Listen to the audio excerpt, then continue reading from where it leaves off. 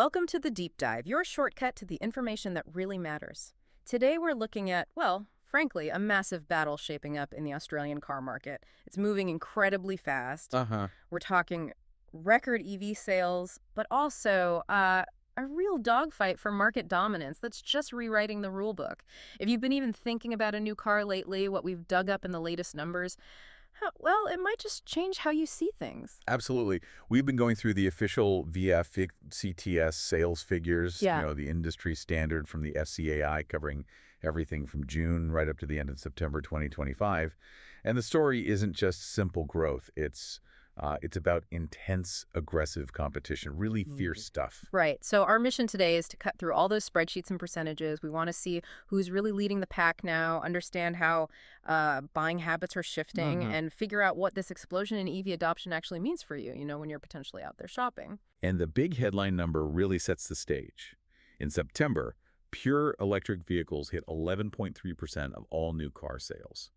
That's a record, a huge milestone. But like you said, the real drama, the bit everyone's watching, is the head-to-head between, well, the established giant Tesla and this incredibly disruptive force, BYD from China. That fight for the #1 EV spot, it's influencing the entire market dynamic now. Okay, let's start with the wider picture, though, because September wasn't just a big month for electric cars, was it? It seems like it was a pretty crucial turning point for the whole industry here in Annapolis. Yeah, it really was a strong month overall. Total new vehicle sales jumped 10.1% compared to September last year. Now, that might not sound earth-shattering on its own, but it was the biggest single monthly increase we've seen all year. And maybe more importantly, means the total market year-to-date is actually running ahead of 2024's figures. That's the first time it's happened in 2025. So yeah, the market's feeling pretty healthy. And a big driver of that health is obviously the EV segment, hitting that record 11.3% share in September. Just to clarify, though, the year-to-date figure is, what, 8.1%? So that September number shows some really explosive recent momentum. Exactly. That recent acceleration is key. And the growth rates for some specific brands really tell the story of that competitive pressure. It's quite something. Take BYD. In September, their sales were up an incredible 178.4% compared to September last year. Wow, 178%. Yeah. And hot on their heels was Sherry, another Chinese brand, showing 172.2% year-on-year growth. When you see numbers like that, you know the established players are really feeling the heat. And this links into something bigger, doesn't it? Something about where the cars are actually coming from. It's not just about Ford versus Holden anymore, or even Tesla versus BYD specifically. No, it's a much bigger shift based on country of origin. So sales of vehicles physically manufactured in China surged, get this, 66.9% year-on-year in September. Why that matters is the volume of cars coming from China in September nearly matched the volume coming from traditional powerhouses like Japan and Thailand. Right. So we're not just talking about a couple of new EV brands making waves. This is a fundamental shift in Australia's vehicle sourcing, a major geopolitical manufacturing change playing out right here. That really sets the scene for what happened mid-year then. Let's talk about June 2025. Yeah. Because that was the moment BYD really shocked everyone, right? They didn't just compete with Tesla, they actually outsold them. That was the big headline, yeah. Yeah. A genuinely historical moment in the Aussie market. June 2025. The first month, BYD sold more vehicles than Tesla. Up until then, Tesla had pretty much, owned the EV space here. Almost no real competition at their level. And the actual numbers from VFCTS for June, they really show the scale of it. Yeah. BYD clocked in 8,156 sales. Tesla. They were reported at 4,589. So BYD sold nearly double Tesla's volume in 1 month. Yeah, almost 2 to 1. It was stark. So the big question is why? How did they pull that off? Well, it wasn't just luck. It seems like it was a very deliberate strategy from BYD. You can sort of break it down into 3 main things. First, they rapidly expanded their model range.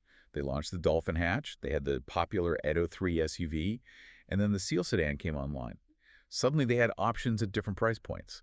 Unlike Tesla's laser focus on just the 3 and Y. Exactly. Yeah. Second, really aggressive pricing. They came in sharp. And third, they pushed hard on expanding their physical dealer network, their footprint. That meant more people, especially in regional areas, could actually see and test drive their cars, which you couldn't always do easily with Tesla's direct model. It was, well, pretty much textbook market entry execution. And that success pushed BYD right into the mainstream consciousness. They actually cracked the top 10 list of all car brands in June, what was it, sixth or seventh? Sixth, I think. Yeah, 6.7% market share, just behind Hyundai, but ahead of really established names like Isuzu Ute and MG. So that confirms that they're not just some niche EV player anymore. They're a proper volume contender across the board. And it wasn't just an Australian blip either. The global picture backed this up. BYD set a new global monthly sales record in June, nearly 380,000 vehicles worldwide. Meanwhile, Tesla actually reported a global decline in their Q2 deliveries compared to the previous year. So what we saw in Australia in June was really a local reflection of BYD gaining serious global momentum. Okay, but this market moves fast. You can't rest on your laurels. Tesla, as we know, they're famous for those end-of-quarter sales blitzes.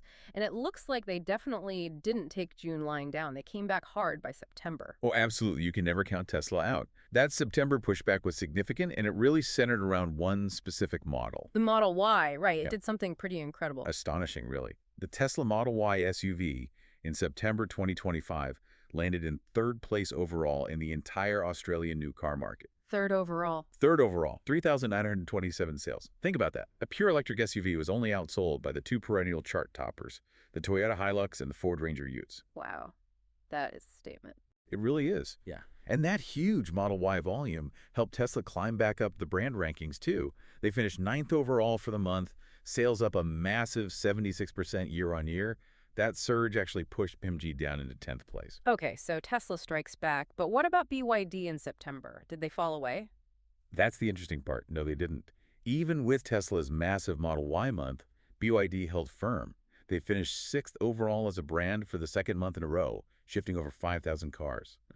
So yeah, Tesla had a great September, mainly thanks to the Y, but BYD proved they weren't just a one-month wonder. They are now, properly entrenched in that top tier of brands in Australia.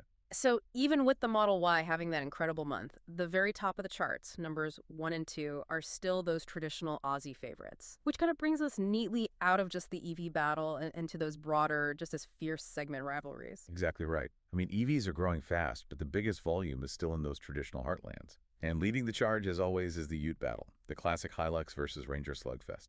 So who won the latest round in September? Well, Toyota HiLux managed to just pip the Ford Ranger for the monthly win in September. 5,047 sales for the HiLux. Okay, bragging rights to Toyota for the month. For the month, yes. Okay. But, and it's an important but, the Ranger is still leading the crucial year-to-date race. It's ahead by about 1,237 sales across the first 9 months of the year. Oh, right, so still very much in the box seat to potentially take out the title of Australia's best-selling vehicle for the year again. Looks that way, yeah. It's tight, but Ranger has the edge year-to-date. Okay, what about SUVs? Particularly that really popular midsize SUV segment, that seems to be where a lot of the new players are really making their mark. Definitely. And this is where BYD's broader strategy comes back into play. Their Ceylon 7 electric SUV, which competes in that midsize space, it's doing really well. It clocked up 1,887 sales in September. And how does that stack up? I mean, that segment is full of really popular established models. That's what's so notable. In September, the BYD Ceylon 7 outsold cars like the Mitsubishi Outlander, the Mazda CX-5, and the Hyundai Tucson. Really? Outsold the CX-5 in Tucson. Yep. Think about it. These are household names, long-term favorites.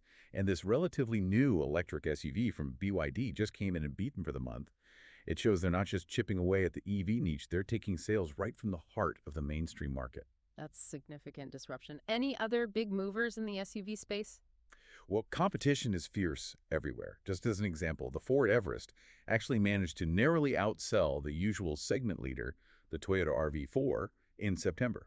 Only by 4 cars, mind you, 2,558 versus 2,554. But still, it shows how tight things are. And another one worth mentioning quickly is the Chery Tiggo 4 Pro.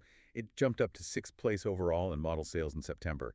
That's highlighting another battleground. The fight for the title of Australia's cheapest, most accessible SUV is getting really intense. Okay, so we've got EVs surging, established players fighting back, new brands disrupting traditional segments.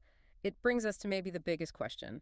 What does the overall fuel mix tell us? If we look beyond just pure EVs, where are buyers actually putting their money? Is it a straight line to battery electric, or is something else going on? Yeah, that's a really important point, and the data suggests it's definitely not a straight line. The market is diversifying in quite complex ways. While pure EVs grab headlines, you absolutely have to look at the growth in plug-in hybrid electric vehicles, PHEVs. The ones with a smaller battery for electric driving, plus a petrol engine for backup. Right. PHEV sales year-to-date have soared by 143.7% compared to this time last year. Wow. 143%. That's even bigger growth than BYD's monthly figure we mentioned. Proportionally, yes. Yeah. Year-to-date, it's massive growth. And traditional hybrids, the ATVs like Toyota's Fanus system, they're also up a healthy 10.6% year-to-date. Okay, that's a really crucial counter-narrative then. We're so focused on the pure EV numbers, but the biggest percentage growth is actually coming from these combined technologies. Precisely. And if you look at the other side of the coin, year-to-date sales for pure EVs are actually slightly down compared to last year overall, despite the recent surge. Same for petrol vehicles and same for diesel. So pure EV sales YTD are down despite the September record. Year-to-date, yes. It highlights that the growth hasn't been consistent through the whole year, and the first half was perhaps slower, making that September spike even more significant contextually. But the bigger picture is, this isn't some simple linear switch to pure batteries. It's looking much more like a competitive scramble, where price, availability, and crucially versatility, which hybrids and PHEVs offer, are proving really, really popular. So bringing it all together, what does this incredibly competitive, diversifying market actually mean for, the average person listening who might be thinking about buying a car in the next year or so? Well, the clearest implication, I think, is that you, the consumer, are basically in the driver's seat right now. We're in a golden age of choice, maybe. Yeah. Price, and importantly, immediate availability seem to be the absolute key differentiators. And that's where these new competitors, particularly from China, are really making hay. They're offering diverse options, utes, affordable SUVs, different ways to power them, and crucially, they often have cars ready to go. The market is rewarding that diversity and accessibility right now. So a final takeaway then, if you had to synthesize this whole period. I'd say Tesla's initial, almost unchallenged dominance in the Australian EV space is definitively over. That era has passed. The market now is defined by really fierce rivalry, established players fighting back, yes, but also these incredibly aggressive, technologically diverse new entrants changing the game. And maybe the winner, at least in the short to medium term, won't necessarily be the brand with the absolute best pure electric tech on paper. It might be the one that offers the most compelling package, the best mix of price, features, availability, and importantly, fuel choice, whether that's pure EV hybrid or plug-in hybrid. Okay, that leaves us with a really interesting, maybe provocative final thought to chew on then. We've seen this absolutely enormous year-to-date percentage growth in plug-in hybrids. We're seeing new PHEV models arrive, like the BYD Shark 6 Ute, which actually popped into the top 10 models list back in June on debut. So given all that, could the biggest disruption to the Australian market, the thing that really shakes things up for mainstream buyers, actually come from affordable, long-range plug-in hybrids? Offering maybe 100 kilometers of electric range for daily driving, but still having that petrol engine for long trips or towing, rather than this relentless push for pure electric everything. It's certainly a question the latest sales figures are forcing us to ask very seriously. Consumers right now seem to be voting with their wallets for that kind of versatility. It's something to watch. Absolutely. Well, that's all we have time for on this deep dive. We really hope you found that breakdown of the Aussie car market battle useful. We certainly find it fascinating tracking these shifts. Yeah, it's a dynamic space. We genuinely appreciate you tuning in and joining us as we try to make sense of it all. If you enjoyed this and want to stay across these big market moves, please do make sure you're following the channel or subscribed however you're listening. That way you won't miss our next analysis. Thanks again for listening, and we'll catch you on the next deep dive.